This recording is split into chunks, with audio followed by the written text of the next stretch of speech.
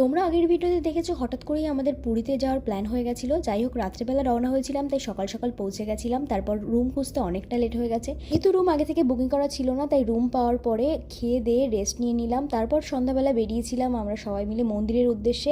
আমাদের রিসর্ট থেকে বেরিয়েই এত সুন্দর হাওয়া দিচ্ছিল, ওখানে কিছুক্ষণ সময় বসেছিলাম, এত ভালো লাগছিল হাওয়াটা। তারপর চলে আসলাম বিচের সাইডে। মন্দিরে যাওয়ার ইচ্ছা ছিল, বাট অনেকটা লেট হয়ে গেছিলো বলে মন্দিরে সেদিন আর যাওয়া হয়নি।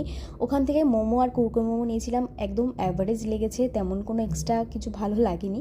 যাই হোক, দূর থেকে বীচ দেখছিলাম আর তারপর মার্কেটের মধ্যে ঢুকে গেলাম। মার্কেটেও সেরকম কিছু পছন্দ হয়নি, তাই ঘুরে চলে গেলাম বিচের সাইডে। এই প্রথম কিন্তু পুরীতে আসার পরে বিচে গেলাম, আমার এত ভালো লাগছিল, কখন মনে হচ্ছিল যে সমুদ্রে নামবো সেটারই ওয়েট করছিলাম। আর এত সুন্দর হাওয়া দিচ্ছিল।